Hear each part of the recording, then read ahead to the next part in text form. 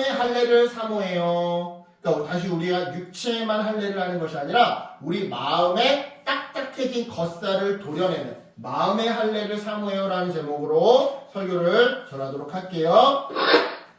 여러분, 두 남녀가 있었어요. 둘은 어릴 적부터 친구였죠.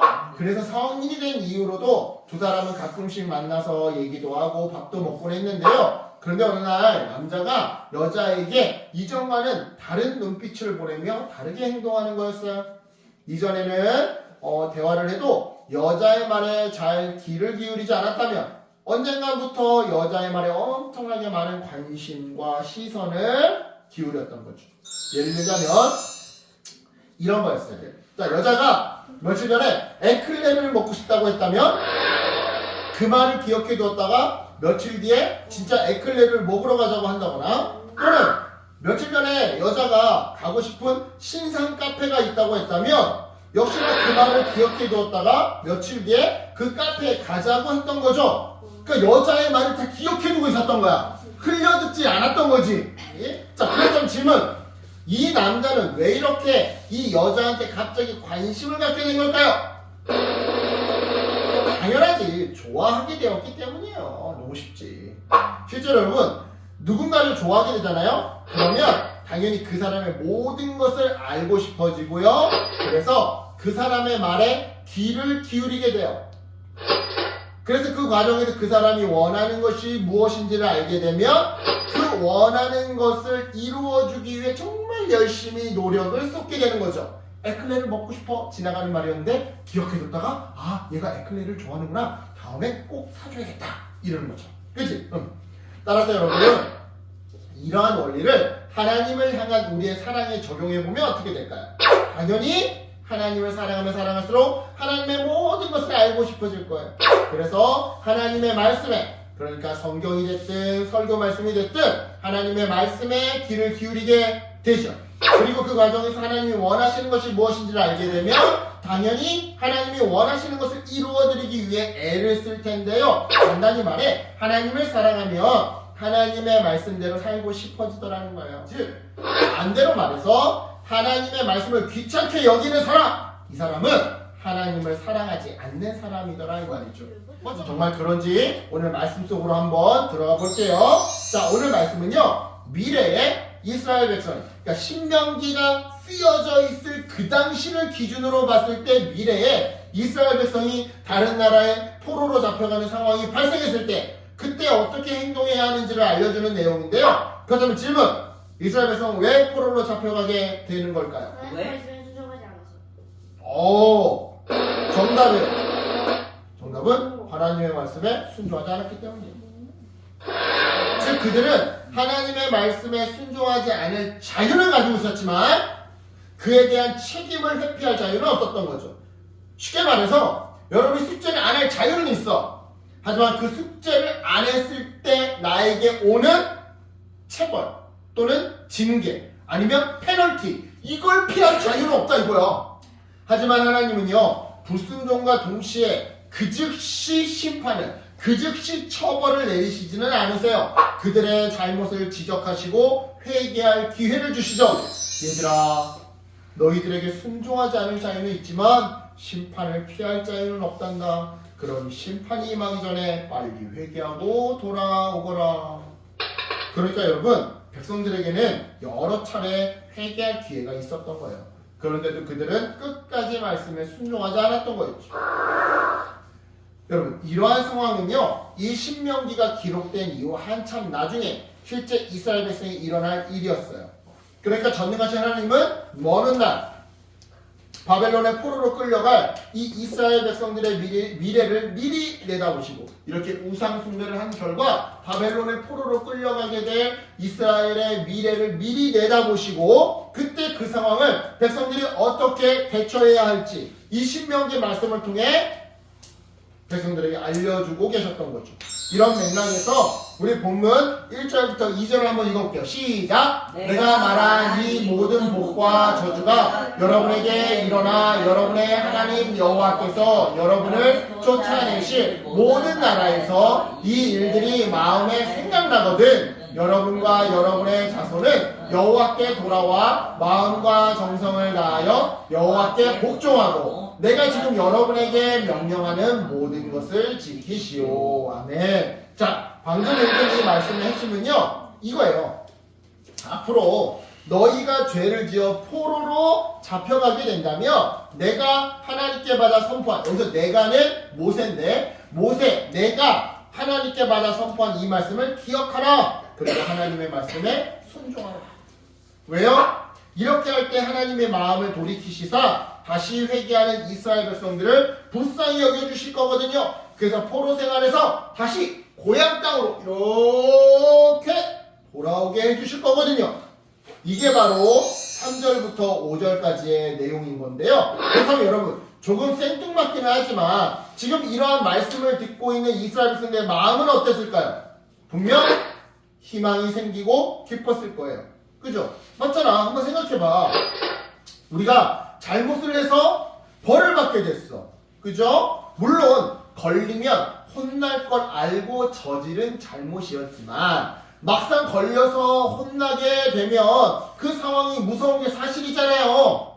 그런데 지금 이 말씀에서 하나님이 뭐래요? 너희가 회개하면, 그러니까 다시 순종하면 하나님께서 용서하시고 다시 기회를 주시겠대요. 그리고는 그 결과로 잘못에 대한 대가로 빼앗겼던 것들을 다시 선물해 주실 거래요. 그러니 얼마나 기뻤겠냐고요. 그죠? 하지만 여러분, 이스라엘 백성은 이 말씀 앞에서 그닥 기뻐하지 않았어요. 심지어 어떤 사람은 절망감까지 느끼곤 했죠. 왜냐? 자, 다시 기회를 주신다? 이건 분명 좋은 일이고 감사한 일이고 기쁜 일인 거 맞아요. 하지만 문제는 뭐예요? 죄인인 우리 인간은 하나님의 말씀에 순종할 수 있는 마음과 능력이 부족하더라는 거예요. 그러니 방금 그 말씀이, 그러니까 회개하고 다시 순종하면 하나님께서 용서해 주시사 다시 기회를 주신다는 그 말씀이 한편으로는 기쁨이었지만 한편으로는 부담과 낙심이었던 거죠. 자기들한테는 하나님의 말씀에 100% 순종할 능력이 없으니까. 그런데 여기서 질문, 하나님은 우리가 하나님의 말씀에 100% 순종하지 못한다는 사실을 아실까요? 모르실까요? 그렇죠. 당연히 아세요. 우리를 창조하신 창조주이시기에 하나님 누구보다 우리를 너무나도 잘 알고 계시거든요. 그래서 하나님은요, 아주 놀라운 방법으로 우리가 죄에서 돌이키고 하나님의 말씀에 순종하도록 도와주시는데요. 그 방법이 이제 6절부터 시작해서 그 이하에 등장하게 돼요. 자, 그러면 우리 6절을 한번 읽어볼게요. 오늘 본문 말씀이었는데 쉬운 성경으로 다시 한번 읽어볼게요. 시작. 또한 여러분의 하나님 여호와께서 여러분과 여러분의 자손에게 여호와를 섬기는 마음을 주실 것이요, 그리하여 여러분이 마음과 정성을 다하여 여러분의 하나님 여호와를 사랑하며 살 수 있도록 하실 것이요. 자, 아까 전에 우리가 개역개정 성경으로 본문을 읽을 때는 마음의 할례라는 표현이 나왔는데 쉬운 성경에는 마음의 할례라는 표현이 사라졌어요. 대신에 어떤 표현이 들어갔어요? 여호와를 섬기는 마음을 주실 것이다 라고 바뀌어져 있죠. 할례가 어려운 표현이니까. 자, 방금 읽은 말씀에서 하나님은요, 이미 당시에 하나님의 백성이었던 이스라엘 백성들과 먼 훗날 예수님을 믿고 마찬가지로 하나님의 백성이 될 우리들에게 마음의 할례를 베풀어 주시겠다고, 여호와를 섬기는 마음을 주시겠다고 약속해 주시는데요. 그렇다면 마음의 할례는 뭐냐? 마음의 할례란 뭐냐? 마음의 할례는 굳은 마음의 겉살은 잘라내고, 마치 남자들의 폭염수술처럼 잘라내고 대신에 부드러운 마음의 속살이 드러나도록 하는 일이에요. 즉, 이전에 우리의 굳어진 마음 겉살은 하나님께 마음을 다하지도 않고 정성을 다 쏟지도 않고 뜻도 다하지 않았다면 그러했던 우리의 마음의 겉살은 잘라내버려 주시사, 깎아내버려 주시사, 이렇게 막 뜯어내 주시사, 이제는 마음도 다하고 정성도 다하고 뜻도 다하는 부드러운 속살로 하나님을 사랑하도록 그렇게 만들어 주시겠다라는 의미였던 거죠. 뿐만 아니에요. 7절에서 하나님은요, 우리를 유혹하는 악한 사탄과 원수들을 처단하고 심판하실 거라고 말씀해 주시는데요. 자, 7절 우리 함께 읽어볼게요. 시작. 여러분의 하나님 여호와께서는 여러분을 미워하고 여러분에게 못된 짓을 한 여러분의 원수들에게 이 모든 저주를 내리실 것이오. 아멘. 따라서 여러분, 일처럼 말씀대로 살기를 소원하는 우리에게는 마음의 할례를 베풀어 주시고, 그리고 우리가 말씀대로 살기를 방해하는 원수들에게는 정의의 심판을 내려주신 결과 어떤 일이 가능해져요? 8절과 9절에서 비로소 하나님의 말씀대로 살아가는 일이 가능해지는 거예요. 그래서 잃어버렸던 그에 대한 대가로, 우리가 잘못에 대한 대가로 잃어버렸던, 빼앗겼던 그 축복을 다시 선물 받게 되는 일이 가능해지는 것이죠. 그렇다면 여러분, 이 지점에서 한번 짚고 넘어가 봅시다. 이처럼 하나님의 말씀에 순종할 능력이 없는 우리에게, 그래서 반복되는 우리의 잘못과 옆사람의 유혹으로 하나님께 받은 축복을 영원히 빼앗길 위험에 놓인 우리들에게 순종의 능력을 주시고, 또한 유혹하는 사람들을 물리쳐 주시는 이 일은, 그래서 하나님께 다시 축복을 받게 하는 이 일은 다 누구 덕분인 거예요? 내 덕분에? 아니요. 하나님 덕분에. 하나님 덕분에. 하나님이 우리의 마음에 할례를 주시기 때문에, 하나님이 원수를 내쫓아 주시기 때문에, 그 하나님 덕분에. 이 모든 게 전적인 하나님의 은혜이자 자비더라 이 말이죠. 그래서 여러분, 하나님의 말씀은요, 순종하기 어려운 내용이 아닌 거예요. 바로 오늘 본문 10절로 20절까지의 내용인데요. 이 부분에서 하나님은요, 하나님의 말씀이 우리 가까이에 있다고, 멀리 있지 않다고 가까이에 있다고 말씀하세요. 즉 마음의 할례를 베풀어 주신 그 주님이 말씀을 우리 마음판에 새겨주실 것이고, 그 결과 이 마음에서부터, 그러니까 혼날까봐 억지로 하는 순종이 아니라, 또는 축복받으려고 마음에도 없는데 아부하려고 하는 그런 순종이 아니라, 마음에서부터 정말 우러나와서 하는 순종이 가능해지더라 이 말이죠. 따라서 여러분, 지금까지의 내용을 정리해 본다면 하나님 사랑과 말씀 순종은 어떤 관계인 거예요? 충분 조건의 관계인 거예요. 충분 조건.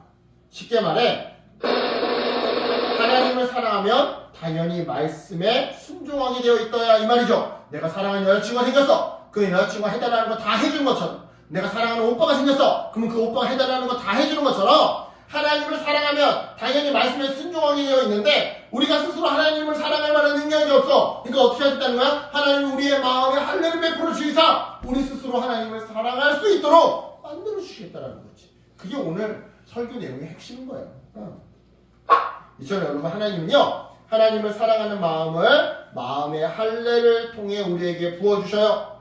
이 이야기는 뒤집어 말해서, 하나님이 마음의 할례를 주시지 않으면 우리는 하나님을 사랑하는 마음을 가질 수 없고, 따라서 말씀 순종에 늘 실패할 수밖에 없고, 결국 받은 축복을 잃어버리는 삶을 살게 된다는 말이 되는 건데요. 따라서 여러분, 관건은요, 마음의 할례를 받는 일인 거예요. 그렇다면 마음의 할례는 어떻게 해야 받을 수 있는 거냐? 그 힌트가 사도행전 2장 38절에 기록되어 있는데요. 우리 함께 읽어볼게요. 시작! 베드로는 이렇게 대답했습니다. 회개하고 여러분은 각각 예수 그리스도의 이름으로 침례를 받으십시오. 그러면 여러분의 죄는 용서받을 것이며 성령을 선물로 받게 될 것입니다. 아멘. 여기서 성령을 선물로 받게 된다는 게 마음의 할례를 받게 된다는 얘기야.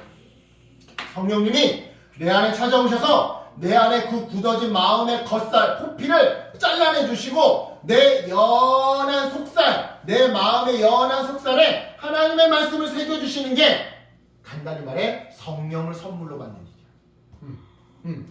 그래요 여러분, 핵심은요, 나를 위해, 나를 대신해 십자가에 달려 죽으신 예수님을 보며 나의 죄를 회개하는 거예요. 회개하는 거.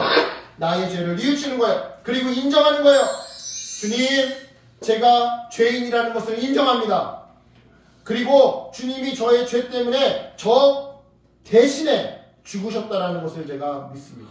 그러니 이제는 두 번 다시 같은 죄를 짓지 않도록 도와주세요. 예수님을 내 삶의 주인으로 받아들이니 제 뜻대로가 아닌 예수님 뜻대로 살아가도록 저를 이끌어 주세요. 자, 그러면 방금 읽은 목사님의 이 기도문을 여러분들이 여러분의 목소리로 한번 해볼게요. 자, 시작. 주님, 제가 죄인이라는 것을 인정합니다. 그리고 주님이 저의 죄 때문에 저 대신에 죽으셨다는 것을 제가 믿습니다. 그러니 이제는 두 번 다시 같은 죄를 짓지 않도록 도와주세요. 예수님 내 삶을 주인으로 받아들이니 제 뜻대로 아닌 듯 예수님의 뜻대로 살도록 저를 이끌어주세요. 예수님의 이름으로, 자, 따라해볼까요? 예수님의 이름으로 기도드렸습니다. 아멘. 그래요. 네.